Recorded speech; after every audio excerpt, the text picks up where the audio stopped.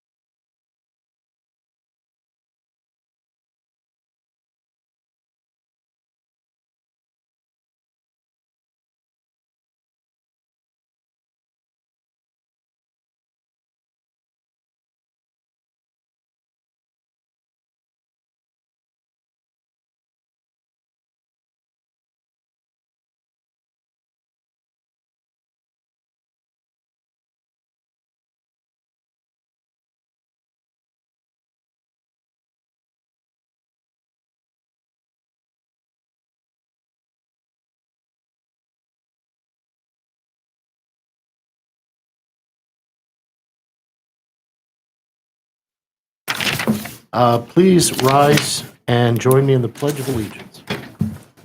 Pledge allegiance To the flag of the United States of America and to the republic for which it stands, one nation, under God, indivisible, with liberty and justice for all.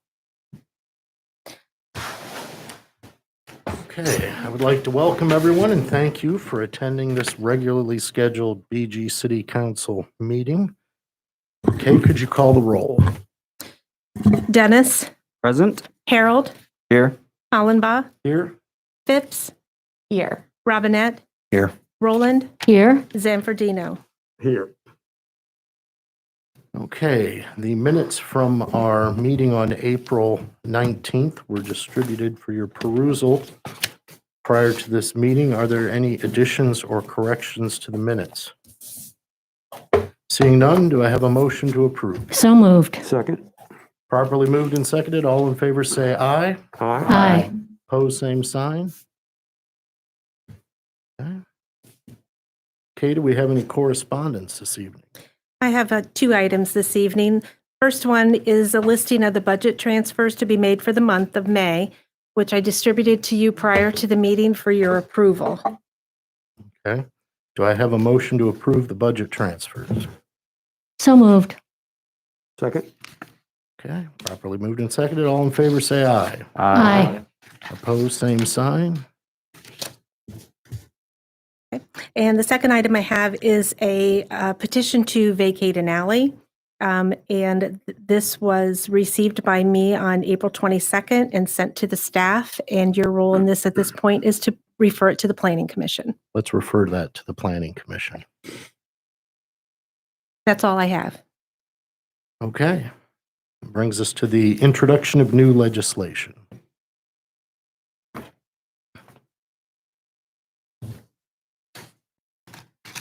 Lobby visitation.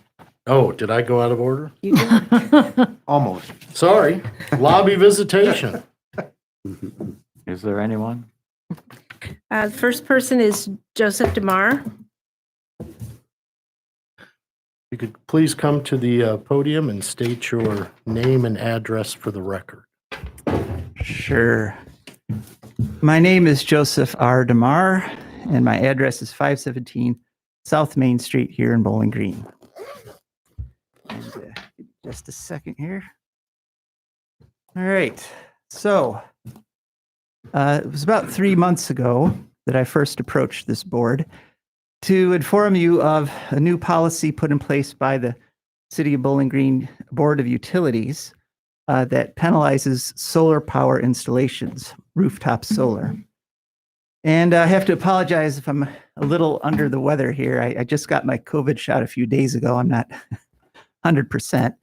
But just to remind the board what the issue is, the previous policy was that the city reimbursed solar power owners at the same wholesale rate that they paid for electricity, which is about 10 cents per kilowatt hour for the power excess to what they need that they put onto the grid. The new policy, which was put in place on October 12th of 2020, reduces that payback to 5.5 cents per kilowatt hour. And just to put this in perspective, what this means is that now the city of Bowling Green will be taking my electricity at 5.5 cents from me and then selling it to my neighbors at 12.5 cents. So that's a 60% profit, kind of an obscene profit by any measure. But what the policy also does on top of that is install a permanent $4 per installed kilowatt penalty for my solar panels every month. So that's $4 penalty. So in my case, since I have 6 kilowatts, that'll be $24 a month. And so that means for most of us, we'll be paying more to the city for the privilege of having a solar panel than we'll get back from our electricity that we give to the city, that the city then marks up 60% and sells to our neighbors. So last time I was here, the council kindly instructed me to talk to the utilities board. And that's what I've spent the last 3 months doing, communicating with the utilities board. And at the time I was reluctant to do so because based on my experience of 7 years ago, when we tried to convince the board not to enter into an agreement with Prairie State Coal, I thought it would be a waste of time, that they wouldn't listen. And on the one hand, that is true. They did not pay any attention to the facts that I brought forward. But on another hand, it was a very valuable experience because I watched the videos of all the board meetings where they made this policy, where it was brought forth and voted on. And I learned by watching this that all the statements Brian O'Connell made in support of this policy were demonstrably false. He said, just for some examples, he said things like, this will only increase the payback time for homeowners a little bit. And in my case, it increases the payback time from 10 to 15 years, depending on the solar, to 60 years. And my panels are rated for a 25-year lifespan, so a 60-year payback time is obviously no payback at all. So I won't bore you with all the details, but I brought all this information to the board, and they ignored the obvious facts. They claimed that there was no disincentive in this policy, no disincentive to future solar power owners to install solar on their rooftops.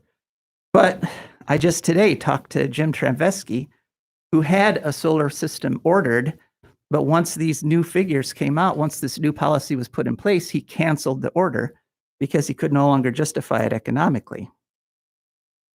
And as I said, I use the word comfortable ignoring me because that's the word they used when they were responding. Now, I'm hoping, and the reason I'm here tonight talking with you folks, is that the utility board would not be comfortable ignoring the city council. Part of the utility board's charter responsibilities is to advise city council on utility issues. And so what I would like to do today is ask you to ask the board to advise you on this new policy. And I have written a sample letter that I would like to ask the board or the council to consider sending to the board. And I'll just read it quickly here. It has come to our attention that the new fiscal policies towards rooftop solar installations that the board put into place at their October 12th, 2020 meeting may be acting as a disincentive to future rooftop solar installations in the city of Bowling Green. While we are aware it was not the board's intent to penalize solar power owners, we are afraid that is the result. Bowling Green prides itself on being a progressive community. As such, we are concerned about issues like climate change and have no wish to discourage its citizens from investing in infrastructure which would make Bowling Green a cleaner, more sustainable community. Therefore, we request that the Board of Public Utilities re-examine this policy, this time seeking actual generation and financial data from current solar owners, as well as input from the general public. We also request that the board use this input to provide a report on this subject to council before the July 1st phase-in of the penalty for solar power owners. And I'll pass this around. I made 7 copies, so plenty for everybody. So what I'm hoping is that rather than the process which would put this policy into place, which was that the city hired a private contractor, a consultant, and they paid them $23,000 to come up with this policy, which very clearly is against the wishes of so many Bowling Green residents. That's one thing about this. I mentioned this last time. People from across the political spectrum have approached me and said that these penalties and these fees should not stand. That this is a community that should be encouraging solar, not discouraging it. And so what I'm hoping is that by creating this public document with a public process behind it, we will have more to talk about than Brian O'Connell's undocumented assertions of things like slightly longer payback and somewhat less income received. I want it in black and white so he could put his numbers up and I could put my numbers up, and the board will no longer feel comfortable disregarding the truth in this matter. Now, Bowling Green has been a leader in the solar energy field and alternative energy fields. But the problem with being a leader is you have to keep trying. You have to keep working at it in order to remain a leader. Right now, we're getting about 40% of our power from hydro and solar and wind. But other cities in Buffalo or other cities in the state of Ohio have already passed us. Columbus is going to 100% renewable energy. And it's important that we fight this battle here and now, because if this policy gets put into place in Bowling Green, just as we were a leader towards sustainability, we will become a leader away from sustainability. Because the elephant in the room, the gorilla behind this whole thing, is our unprofitable deal with the Prairie State Coal Plant. And communities across the Midwest have bought into this plant and are currently paying, like Bowling Green, above market prices for dirty coal power when they could be paying a fraction of that for clean wind and solar. And so if we fail to overturn this policy, cities across the Midwest will follow Bowling Green's example and start penalizing their solar because every kilowatt I put out prevents a kilowatt hour being bought from Prairie State. And my panels, I looked at my numbers today. So far, my panels, since they were turned on last July, have offset, in other words, prevented the coal generation of CO2 of about 7,500 pounds of CO2, like 3.5 tons, almost 4 tons of CO2. But this is meaningless if other people can't follow this example. And so, I'm asking the board to create this letter and send it to asking the council to send a letter to the board. But I'm also asking that the council consider creating a fund that would actually incentivize solar installations so that people in the future going forward would have at least an offset that would offset some of these fines and penalties. And I was thinking if the city could set aside something like $10,000, and when someone puts in a new solar power installation, once the switch turns on, the city gives them a check for $1,000. The city will make many times that back in terms of these penalties and fees if they stay. But at least what that will do is put a Band-Aid on this wound in BG's progressive reputation. And so those are the two things I'd like to ask the board for today. And I'm happy to discuss it with the board. If you have any questions, I'd be happy to answer them. And the only thing I would ask is that you don't close lobby visitations and then start talking about this, because then I won't be able to help with the discussion. So are there any questions? All right. Thank you, Mr. DeMar. Mr. President, I do have questions. First, it's a comment. You want us to have Mr. O'Connell communicate with us and give us his side of the story. Not exactly, But he, Councilman Rowland or Councilperson okay, Rowland. well, let me finish if Okay. I could, please. Sure. The first time you were here, he did follow up by communicating with council in writing. So we do have information already. And I guess you're just, you were just unaware of that, and I could understand that you don't know the communications city council members get from our directors of our different departments. But that does happen, especially now more than ever, because we have limited seating in our council room. Our heads of our departments are not here every council to make room for other people to be here. And so he did communicate with it. So we have that. Now, my question of you is,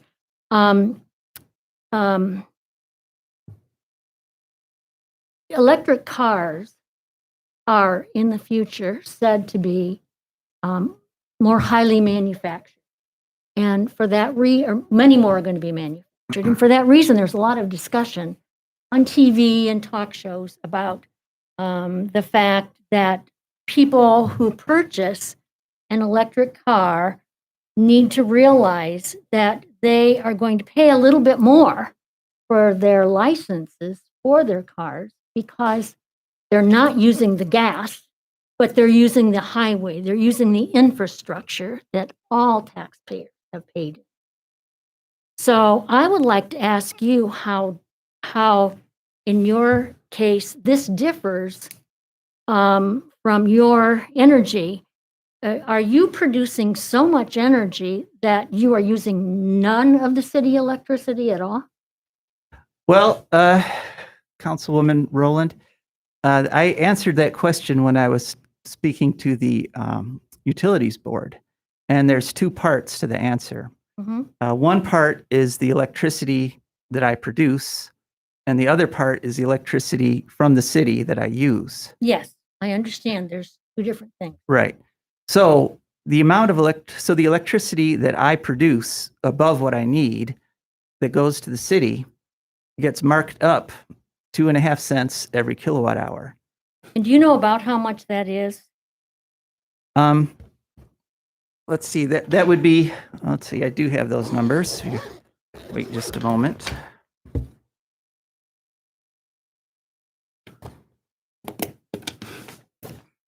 So far, I've generated in the neighborhood of 2,500 kilowatt hours. You've generated 2,500 kilowatt hours, This is a very rough figure. But and you yeah. have used how much of that? I've used about, separately, I've used about 1,200 kilowatt hours. So I produce about twice. Excuse me, that's of the power that my panels have created. Yes. Because my household first uses the electricity, and then the excess goes on the grid. So of the 3,400 kilowatt hours my panels generated, 2,200 went onto the grid, and 1,200 roughly was used by my household. No. Did you have to buy any electricity at all? Yes, I have to buy quite a bit of electricity. Okay, so you are using our infrastructure. I am. You're using the pole. And You're I'm using the wires. I am, and I pay my fair share of those costs for every kilowatt hour I buy from the city, the same as every other user in the city of Bowling Green. Mhm. Okay. And that, could that be compared to the taxes that you have an electric car, don't you? I do Yeah. have an electric You car. have an electric car. And do you pay taxes for our highway development, maintenance, upkeep, just like I do? Yes, I do. To take your analogy a little step further, Councilwoman Rowland, it's as if every road was a toll road. You had to pay to get to use any road because I have to pay for every kilowatt hour of electricity that I use. Now I have to pay on top of that in order to put solar power into the grid. So I'm already paying the gas tax, so to speak, because I pay the transmission costs, the delivery costs on every kilowatt hour I use. And now on top of that, I'm going to pay to put power on the grid, and the city is going to take the power I give them, mark it up 60%, and then sell it to my neighbors. You said going to. They haven't done it yet. They do it in July, right? July 1st is when it phases in. Okay. And that's why I asked that the council ask the board to do a report, to do an advisory report. And I think it's important that you ask the board to do this and not Brian O'Connell, because as I've said, Brian O'Connell's positions on this are inaccurate. The things he told the board to get them to approve this. And, I know that this is a hard thing to take. Brian has stood before you day after day, year after year, giving you reliable advice about things like transformers and poles and utility repairs. But I do have to remind you that he was also the one who told this council and the board that buying into Prairie State was a good idea. I don't want to get into Mr. O'Connell or your opinions about Mr. O'Connell's Okay, well, reliability of information. Are you satisfied with the questions Yes, I you am. asked? Yes, I am. All right. And I do think that he has answered the questions you're asking. And that's all I. More pointed. Well, I would be very interested in seeing his answers because I suspect, once again, they're demonstrably wrong. Mr. President, I would like to see that information. It seems like we've got a factual dispute here. So if you could please send me whatever evidence you have of that. And it seems like it would be pretty easy to get to the bottom of that based on comments that have been made publicly or privately. I was getting ready to commend you on coming up and sticking to the issues and avoiding some of the personal attacks on members of the administration. I think that is very important that we focus maybe on the specific statements made and maybe not the character of the folks making the statements.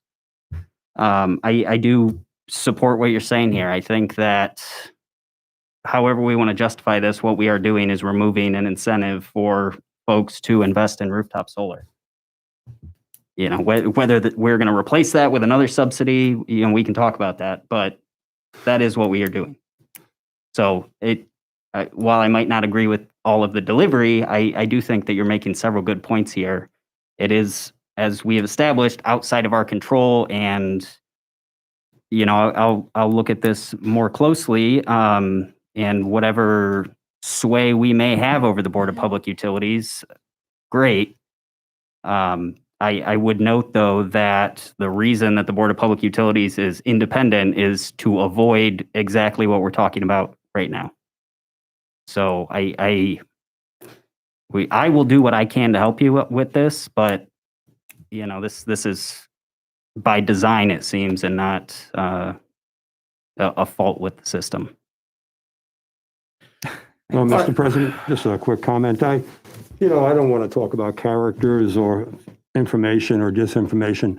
What I want to say, though, is there's going to be a handful of these things in Bowling Green. There's not going to be 1,000. There might be 20. And, you know, to me, my stance is we have created a disincentive to not burden the many with the 20. And to me, yeah, that's just truly disappointing. So again, I'm not here to talk about who's right, who's wrong, but I hope we can move forward with some type of incentive that can negate what seems to me to be a true discouragement of solar panels in Bowling Green. Thank you, Mr. President. All right, thank you, Mr. DeMar. All right. Hey, Mr. President, yeah, go if I ahead. could, I just want to refute a couple of comments made by Mr. DeMar. Mr. Zanfordino, you don't want to talk about character so much. I do. This is at least the third public meeting where you have come before an elected body or an appointed body and questioned the character, the integrity, the honesty of Mr. O'Connell. And frankly, that's offensive to me. Public servants like Mr. O'Connell, elected officials, bear the burden of truth. Their comments are a matter of public record. You may not like the results of Mr. O'Connell's research, his positions on some of these issues. That's fine. Public debate, discussion of policies is part of our democracy. It's important, but so is the truth. So I'm going to ask you from this point on to stick to the truth, because for you to stand up here and question and say that he is making demonstrably false statements is an inaccurate statement. I also no, I'm not going to get into a debate with you. But wait, No, I'm not going to get into a debate with you. Please let me finish. Well, I just want to remind the You should end. what democracy is. Yeah, I understand fully what a democracy is, and I'd like to finish, please. Sure. Yeah, so I've made my comments about and made a request for you to be civil and speak the truth. I also like to point out multiple occasions, and you started to do it tonight again, accusing Mr. O'Connell of being the one to make the choice about entering into Prairie State. Admittedly, a questionable power agreement at this point in time. Mr. O'Connell was not the utilities director when that agreement was signed. He was I believe he was the city engineer. So get your facts, and if you're going to question the truth of other people, then please stick to the facts. And I just want to go on record and say that I believe every statement Mr. I've made DeMar. was truthful. Well, we're still in. Mr. DeMar, Yes, sir. what is your statement? And then please sit down. My statement is that I believe I have been striving to be as accurate as possible. I believe the facts that I presented are straightforward, and the numbers speak for themselves. The numbers can't be argued with.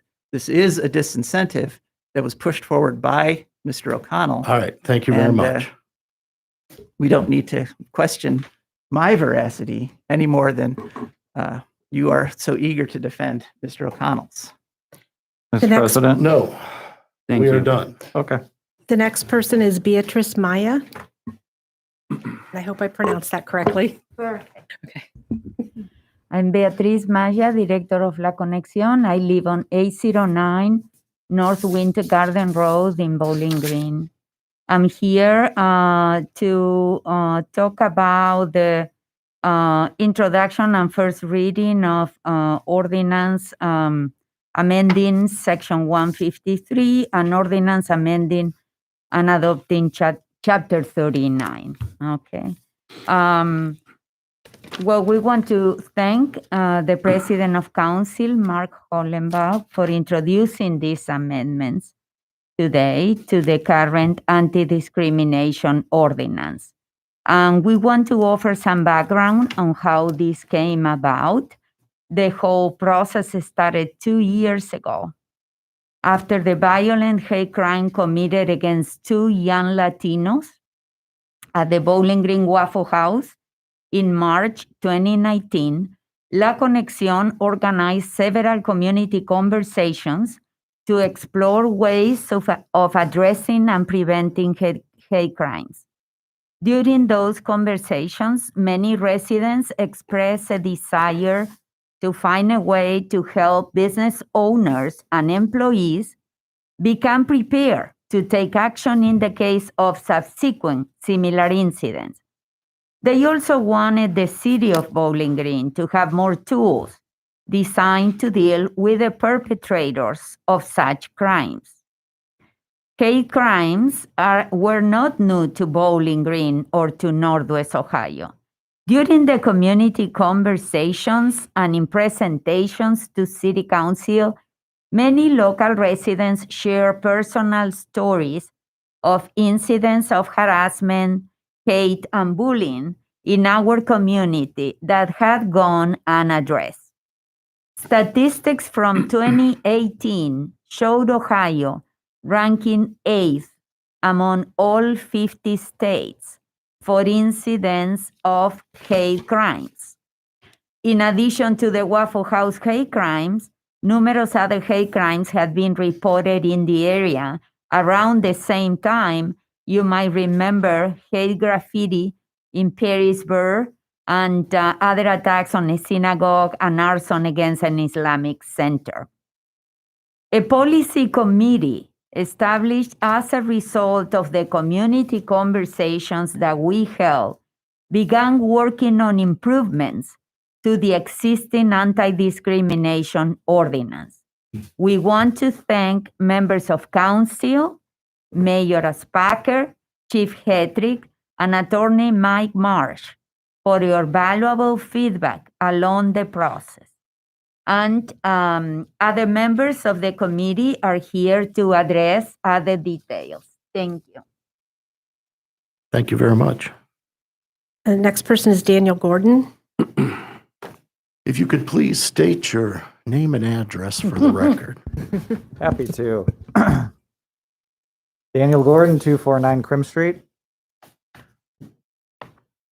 Good evening, Mr. Mayor. Good evening, members of council.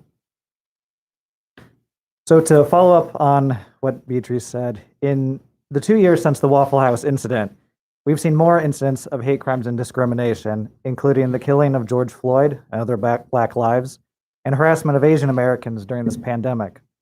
Our centuries-long failure to adequately confront hatred and injustice enabled fascist domestic terrorists to breach our capital 4 months ago and attempt to overthrow our democratically elected government.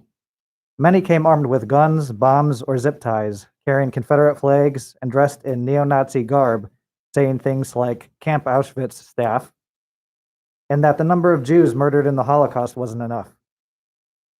Several reportedly intended to assassinate elected officials. These are people who refuse to accept they lost the Civil War and want to win a second one. People who exploit our historical failure to commit to Reconstruction and subsequent movements for justice and equality. Our intelligence community has warned that this threat is ongoing and that there will likely be more attacks on targeted communities. Several of these people are from right here in Ohio, born and raised in communities that tolerated their hate and allowed it to grow to its full expression. We've seen again and again that hate has local roots, which means our first lines of defense are local resolve and local action. Democracy is fragile, and we tend to take it for granted, and it's at stake. It is the responsibility of every elected official, from the local level on up, to do what they can to make sure that all of us are safe, protected, and can live in peace and freedom. Part of that, as our local movement for Black Lives has organized for, means ensuring that all of us feel like our neighbors and our leaders have our backs. Too many of us have stories of harassment or discrimination. Not everyone feels safe in sharing them. That is a big part of why we've proposed updates to our non-discrimination laws. We need a system of maximum trust, where everyone is fully committed to treating each other equally, and where we know there exists a way to safely report incidents, be taken seriously, and where harm has been done, obtain justice. Our proposal will, if adopted, accomplish this and better protect human rights and local democracy here in Bowling Green. Thank you. Thank you very much. Melanie Stretchberry.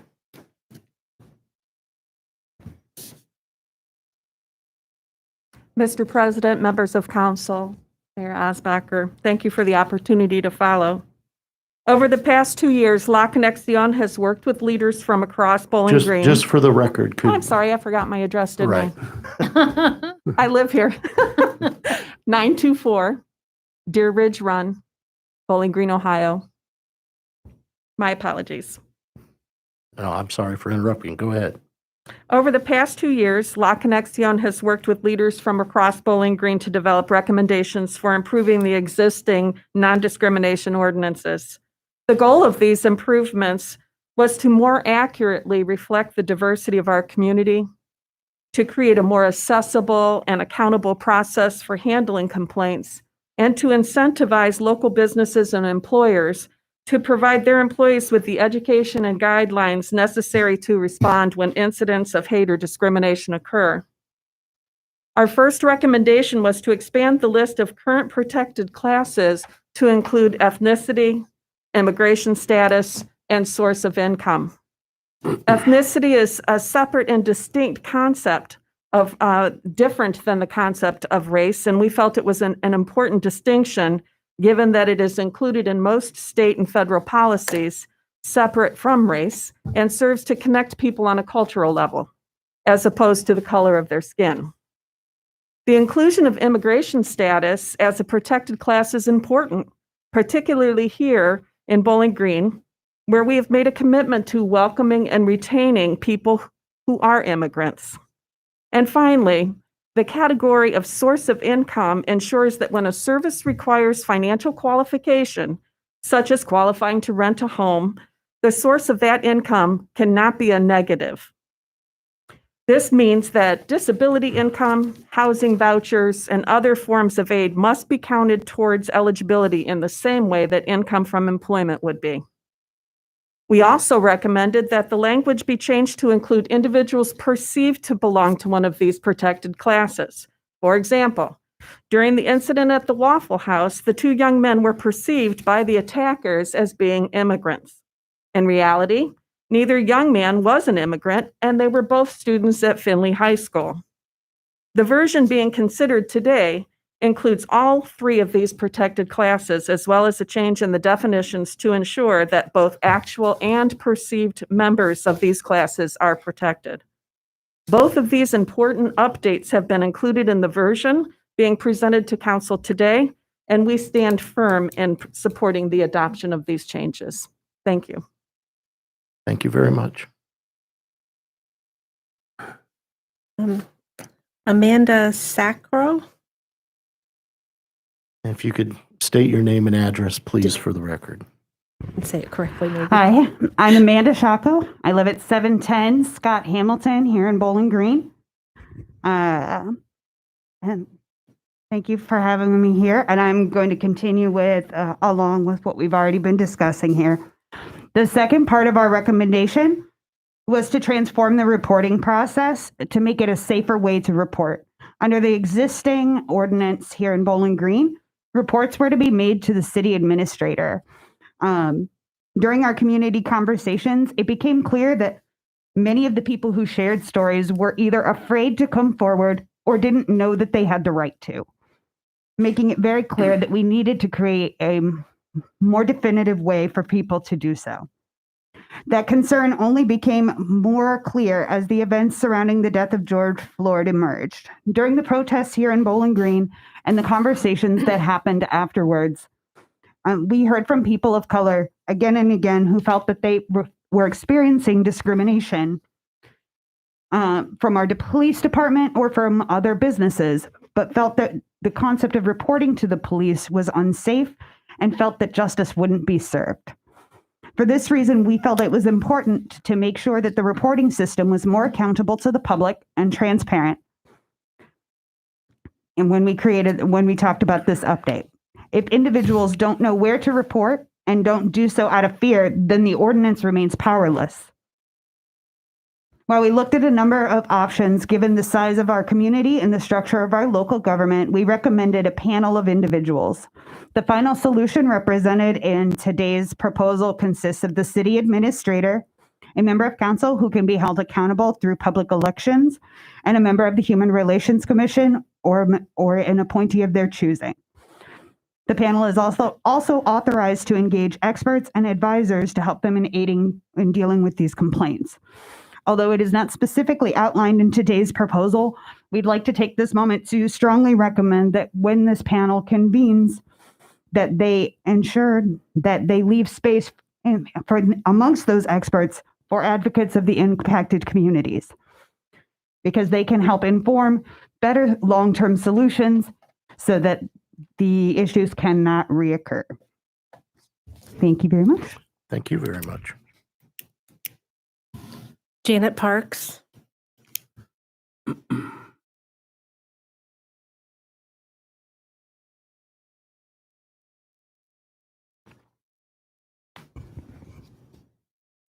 My name is Janet Parks. I live at 810 Sharon Street here in Bowling Green.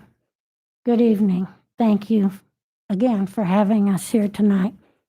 I'm going to speak on a part of our proposal that did not reach the final copy that we would like to encourage you to consider. We're very happy that many of our recommendations have been included in this much needed update. But we do remain concerned that one of our main recommendations has not yet been addressed. During the community conversations, the need to incentivize businesses and employers to provide their employees with the education, training, and guidelines they need to know in order to address incidents of discrimination was at the forefront. No one wants to penalize individuals who fail to take action because they're afraid for their life or for their job, nor do we want to penalize people who fail to act because they simply don't know what to do. Our recommendation is straightforward. We would like to see language holding the business owner responsible for taking reasonable steps to prevent discrimination from occurring on its premises. We've provided ideas for how to do this, but we're open to other avenues as well. We believe that placing the responsibility on the owner creates a direct incentive to ensure that their employees know the law and are empowered to take appropriate action to stop incidents of discrimination. Thanks to the Bowling Green Police Division, there is free training available to employers who don't have the ability to provide this training on their own. But they're also welcome to develop their own training and policies that fit their businesses. We are happy to discuss other options on how the language can be changed to create this incentive because we continue to believe that it's a very important part of this update. Thank you. Thank you very much. I'm not sure what the first name is, but Mr. Campbell?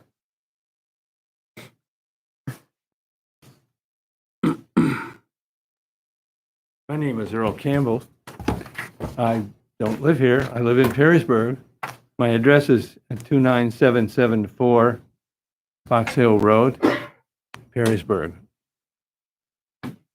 Distinguished council members, president, and honorable mayor, it's a privilege to be here this evening and to understand the democratic process which is going on with respect to a number of issues. I would like to talk with you about one of them, and I'm basically here to answer questions. I'll tell you why I'm here. I'll talk about some of the problems specifically with Lake Erie. I will briefly review why the city of Bowling Green has a unique water treatment system it has. And I will ask you to appeal to your better nature and the constituencies you represent to support this resolution. Also have to add my DNA is here.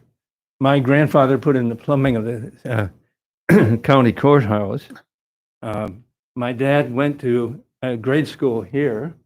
And if you go to that end of the building and look at the window well, that was my kindergarten, which was interesting. I think Lola Mercer couldn't stand me. I talked all the time. And after getting up and happily reciting Deedle Deedle Dumpling, my son John, one sock on and one sock off, I said, this is dumb. And I was immediately put into a closet, a dark closet. But I got revenge. I took all the galoshes that were in there and mismatched them. And I guess I've been doing things like that since time. But as I say, we're watching a democratic process here this evening. I'm 85 years old. I could be sitting here, I could be sitting at home drinking single malt whiskey, but I'm concerned about the citizenry.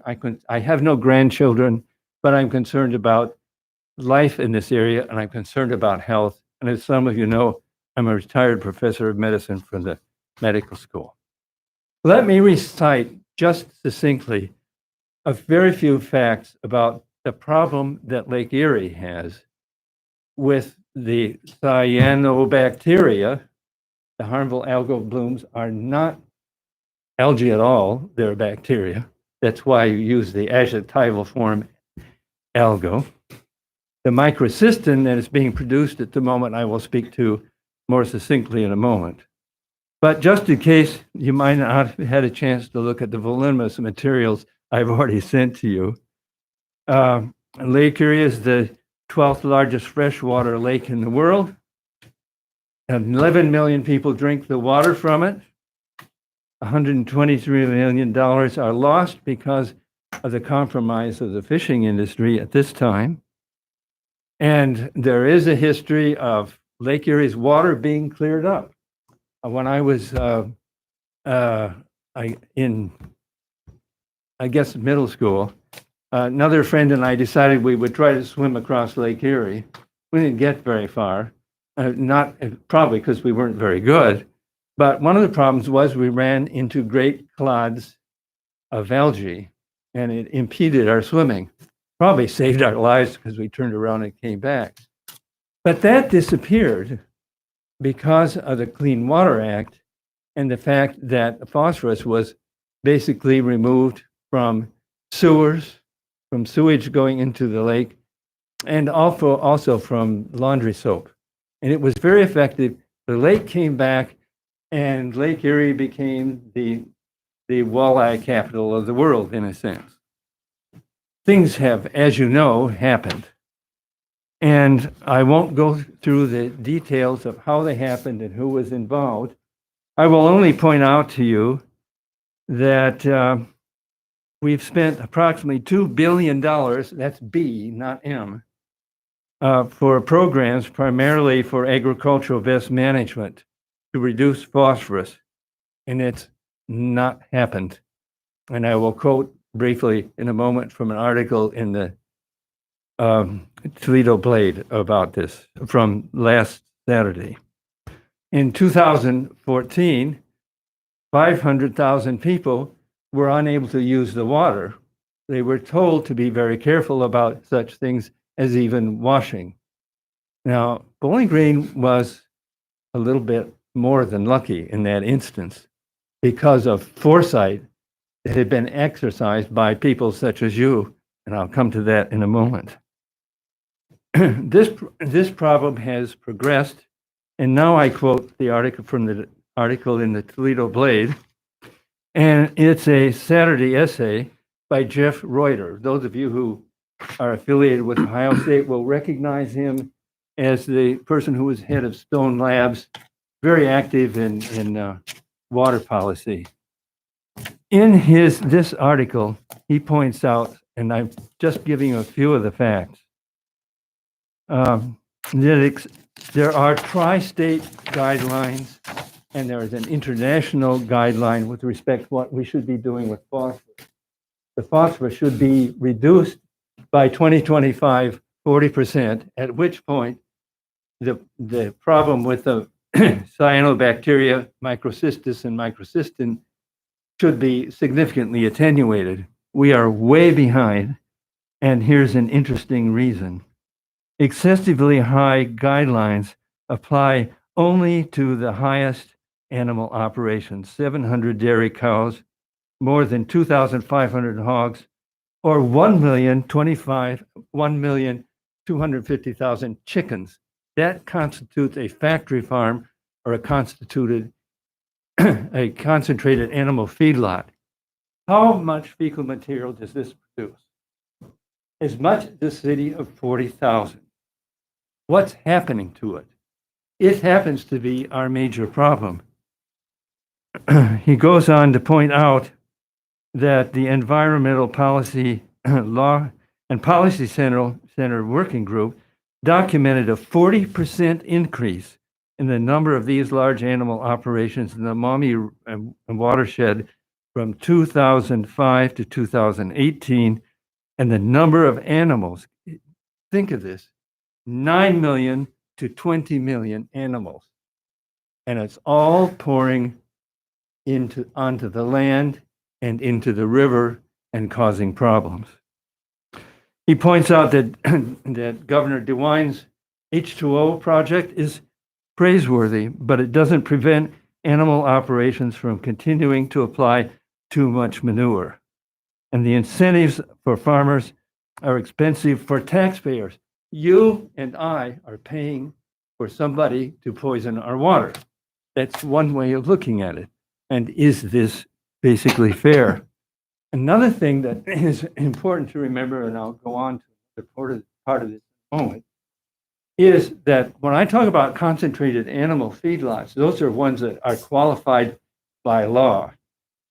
In the Toledo Blade, Tom Henry, a couple of years ago, had a discussion about a farmer who has 3 hog farms.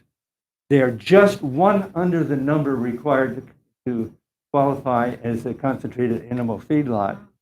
And he had 3 of those farms with 1 hog less than was necessary to be certified.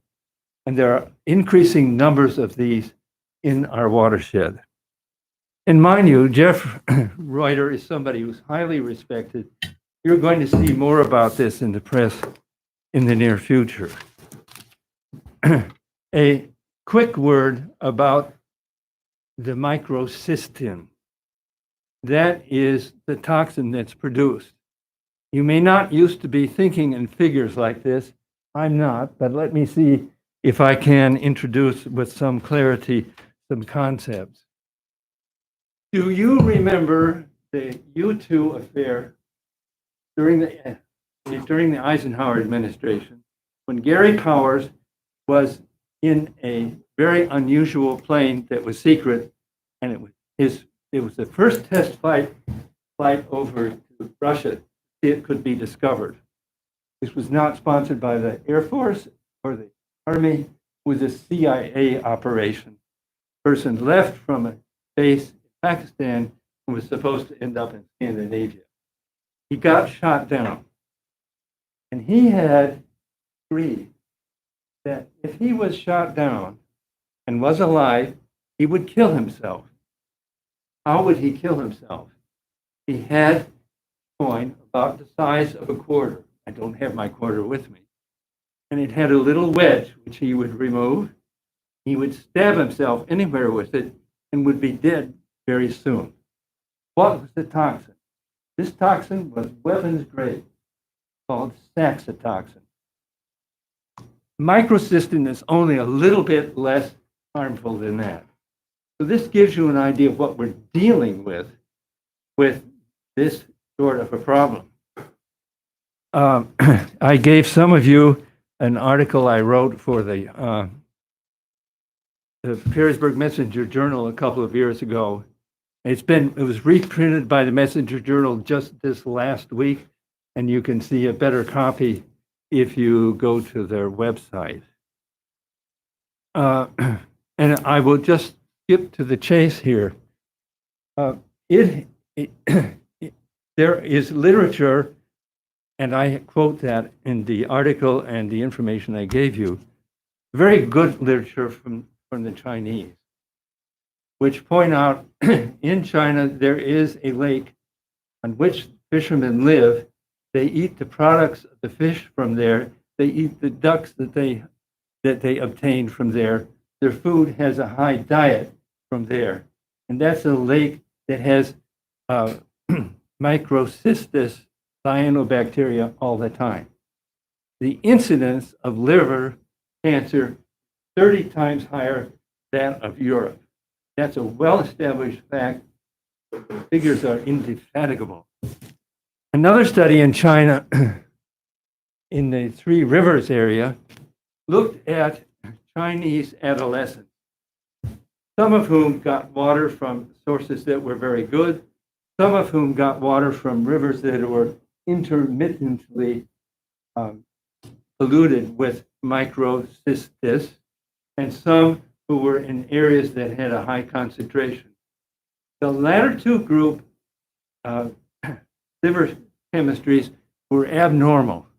Only the former group had normal liver chemistry, and these are adolescents. And you all know that the problem with medicine is people are hard to study. We live forever. We're not mice. We don't live for 4 years, and we can't be experimented with very well. So we have trouble gathering this data and knowing what to do with it.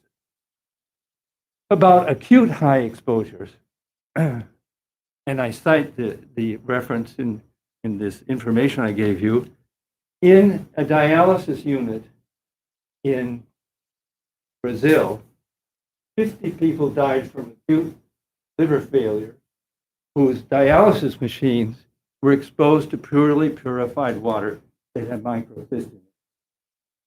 And my article, not for nothing, was titled "A Catastrophe Waiting to Happen." At the moment, we seem to be able to hold things under control. Now let me go to Bowling Green. Who of you knows about the blue baby syndrome and Bowling Green water? A little bit of history. It has to do with why you have reverse osmosis here. Take a moment and think about the Maumee River. It drains 4 million acres of farmland, some of which is row crop farmland. A lot of it increasingly is factory farms, owned not by your friendly family farmer, people I might have grown up with in high school or seen in grade school here in Bowling Green. These are large, expensive operations. The problem with those operations is that it's very difficult to find any way of controlling them. Bowling Green sits on the Maumee River. When I was in grade school, we got our water all from artesian wells. They were out in the country pumping away, their heads going up and down like dowagers. Interesting. Dowagers, it's a kind of bird. But we exhausted our water table when shortly after the Second World War, and we would have to go on rationing August. So we got our water from where? From the Maumee River. And it was a joke. When we started getting our water from the Maumee River, people in Napoleon put signs in the restroom saying, "Please flush your toilet, Bowling Green needs its water." But Bowling Green was not asleep at all. It did a very good job of improving its water supply. Here's the reason. One of the problems it had was that the nitrogen, nitrites and nitrates come from urine, were so high they were above 10 milligrams percent. That's not very much, but there's a reason why it's key. If you have an infant child, that child drinks water that has 10 milligrams percent or more, hemoglobin is destroyed, so it doesn't carry oxygen, and the child asphyxiates. It's chemical asphyxiation. And the levels intermittently then and now in the intake water in the Maumee River reach 10 milligrams percent. Now I'll tell you a little bit about why we don't quite have the problem in this area. And I'm not talking off the top of my head. I talked with Mike Fields, who is a very knowledgeable person in the Toledo water supply. He told me that the water from the intake, at times in the winter, when the runoff from fields is very high, has a high nitrogenous content. And that because of what has happened in Bowling Green, they have two free protections. One is you put a huge water reservoir in that will hold water, enough water for 45 days, one reference says, and another says 30 days. That dilutes, it's a buffer. And then secondarily, you have excellent filtration system, and I won't go into the details. Mr. Campbell, could I interject for a second? As much as I love your history and your professorial nature, could you button the ends for us a little bit? Sure, but what I'm saying is, you have a very good water supply, and you're paying for it, but most people can't. Small cities along the river can't. And we're here, that is, those of us from Lake Erie Waterkeeper, to ask you, to plead with you, to please sign the resolution to ask President Biden to do for Lake Erie what President Obama did for the Chesapeake Bay. And I appreciate your time, realize this is not your day job, and thank you for being so kind to us. I would be happy to talk with anybody, come to your home, your office, and speak more about it. Thank you for your time. All right, thank you very much. That's the last person. Okay. Which brings us to the introduction of new legislation. Mr. President, Mr. Robinette. I have 4 ordinances, 3 from the Finance Committee and 1 personally endorsed. First, an ordinance providing supplemental appropriations for the current expenses and other expenditures of the City of Bowling Green, Ohio during the fiscal year beginning January 1st, 2019 and ending December 31st, 2019. Is that correct? Does it have the wrong date on it? 2021. Yeah. Let me restate that. There's a typo. We'll get that corrected. Yes, we will. 2021. At least I passed the reading test. An ordinance authorizing the municipal administrator to sign a contract with the International Association of Firefighters, Local 2379, and declaring an emergency. And an ordinance amending and adopting Section 33.03A of the codified ordinances of the City of Bowling Green, Ohio, relating to pay for school police, interns, and civil infractions hearing officer. And an ordinance creating and adopting Section 31.38 of the codified ordinances of the City of Bowling Green, Ohio, related to civility and rules of decorum at public meeting.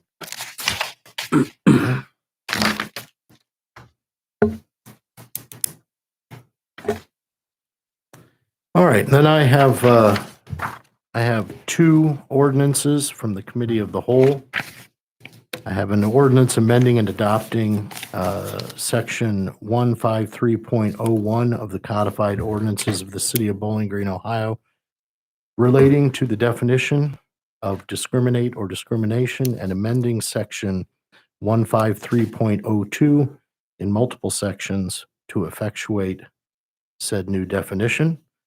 And an ordinance amending and adopting Chapter 39 of the codified ordinances of the City of Bowling Green concerning unlawful discrimination.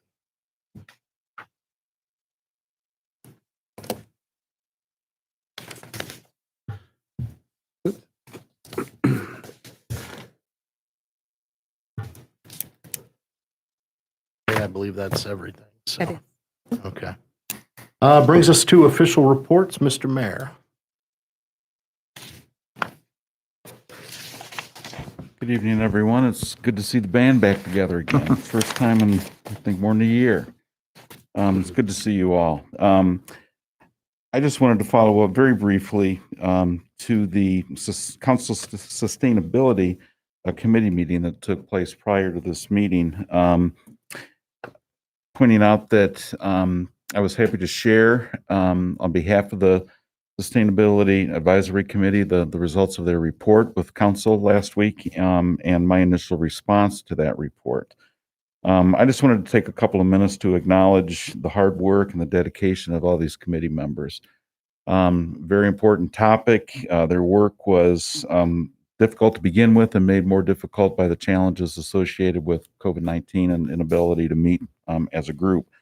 But they plowed through it, and I'm very appreciative of their efforts, as was mentioned during your committee meeting earlier this evening. I do believe that this report will provide a sound basis for our conversations moving forward. I do think that one of the things that struck me in my readings of the report was what it does in, I believe, justifying Bowling Green's reputation as a sustainable community.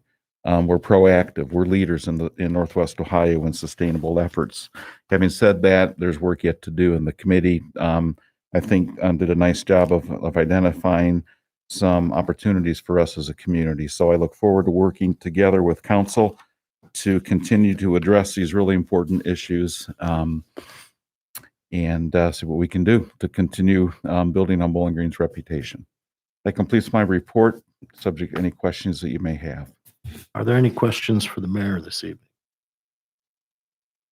Okay, thank you very Thank much. Municipal Administrator, Ms. Treader. Are there any questions for Ms. Treader this evening? Okay. Who else do we have with us tonight? Just Mike. Is that it? Yep. I mean, yay. City Attorney, Mr. Marsh. Are there any questions for Mr. Marsh this evening? Okay. Brings us to council committee reports. Mr. President? Mr. Zanfordino. Last Thursday, we had our 12th Community Improvement Committee meeting regarding rental registration, licensing, and inspections. And I'm happy to report that we are having one more meeting on May 13th, and our commitment is to have that be the final meeting. And we're looking forward to moving our discussion on to the full council after that meeting. On the 13th, we may revisit a few of the things we've talked about, but chiefly what we'll be doing is looking at a checklist that we'll propose to the full council.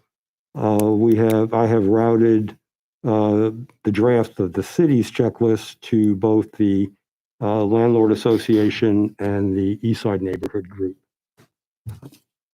And our next meeting will be May 13th at 5:30 in the Veterans Building.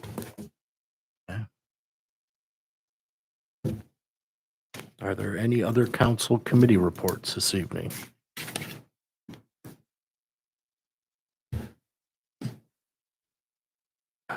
All right. Reading of legislation. Okay.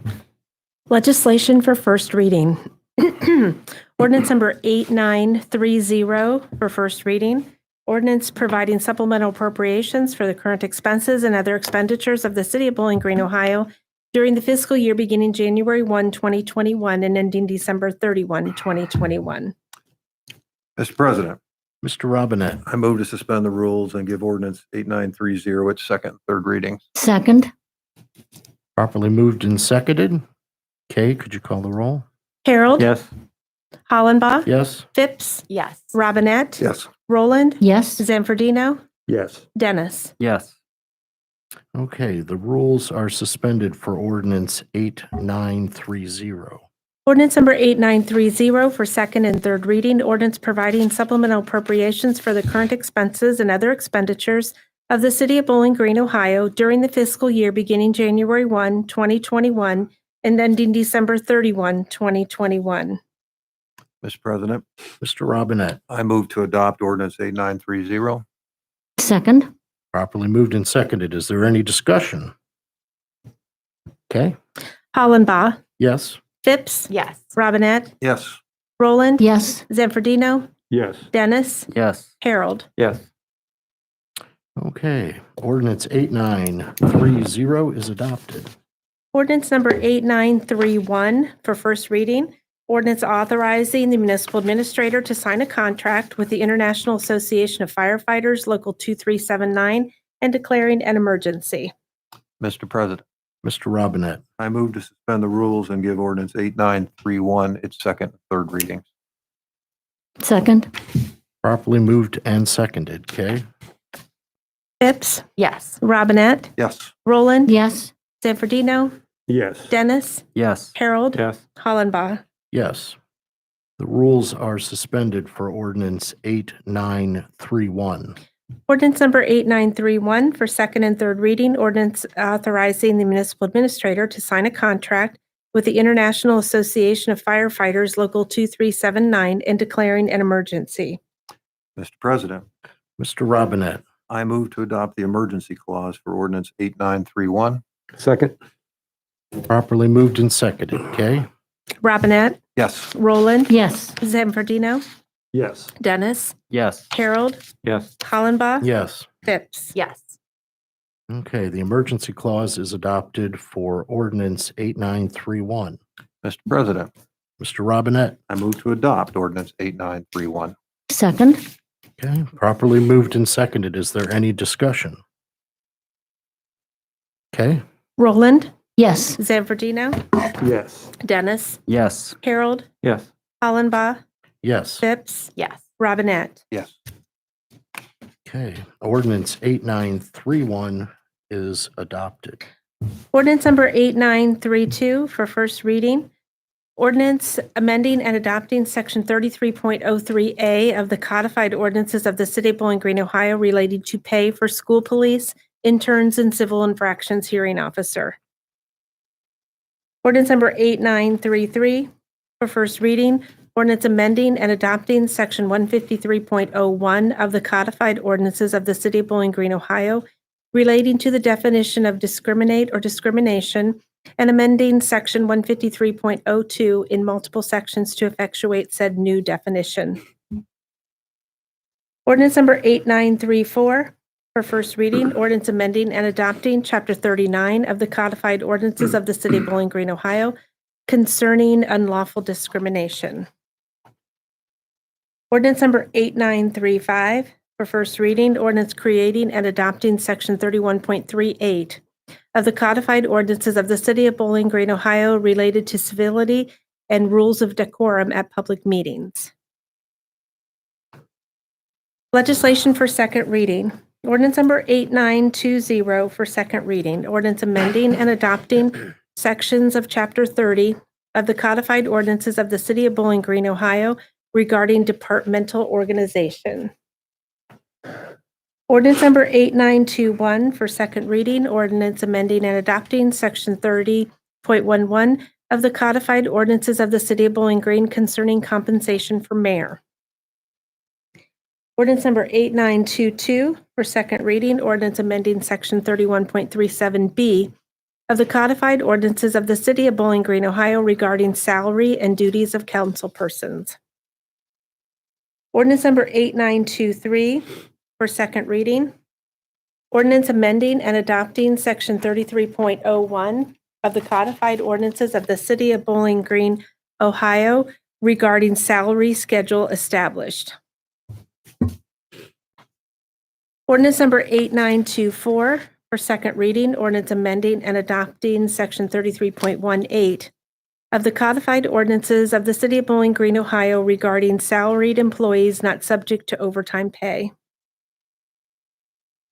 Ordinance number 8925 for second reading, ordinance authorizing the Utilities Director to enter into a contract or contracts with a Clara for meter reading equipment and services. Ordinance number 8926 for second reading, ordinance authorizing the Utilities Director to advertise for bids and enter into a contract or contracts or participate in the interlocal purchasing system for roof replacement at the Water Pollution Control Facility. Ordinance number 8927 for second reading.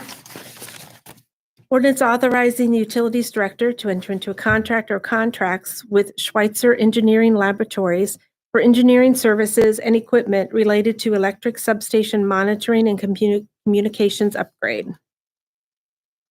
Ordinance number 8928 for second reading, ordinance amending the zoning district map of the City of Bowling Green for approximately 1.4 acres generally located at 304 North Church Street and 316 North Church Street and 305 North Main Street from I-1 institutional and S3 planned institutional zoning to B3 central business district zoning.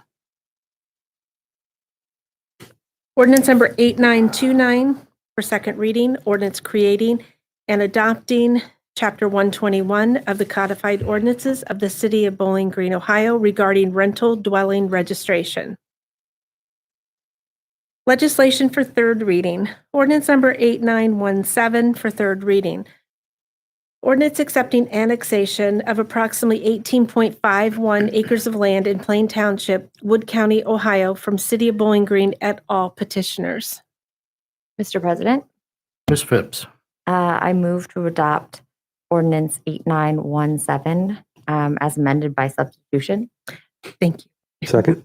All right, properly moved and seconded. Is there any discussion? Okay. Zanfordino, Yes. Dennis, Yes. Harold, Yes. Hollenbaugh, Yes. Phipps, Yes. Robinette, Yes. Roland. Yes. Okay, ordinance 8917 is adopted As amended. as amended. Ordinance number 8918 for third reading. This one is also as amended by substitution. Ordinance establishing interim zoning of RC recreational conservation zoning for approximately 18.35 acres of land on South Winter Garden Road and R2 single-family residential for the remaining approximately 0.16 acres recently annexed to the city as petitioned for by the City of Bowling Green et al. Mr. President, Ms. Phipps. I move to table Ordinance 8918 as amended until May 17th, 2021. That is the date of our public hearing on this ordinance. Second. Okay, it's properly moved and seconded. Okay, Dennis, Yes. Harold, Yes. Hollenbaugh, yes. Phipps, Yes. Robinette, Yes. Roland, Yes. Zanfordino. Yes. Okay, ordinance 8918 as amended by substitution is tabled until after a hearing on May 17th. That's correct. Is there any other business to come before council this evening? Okay. Hearing none, do I have a motion to adjourn? So moved. Second. Properly moved and seconded. All in favor, say aye. Aye. All opposed, same sign. We are adjourned.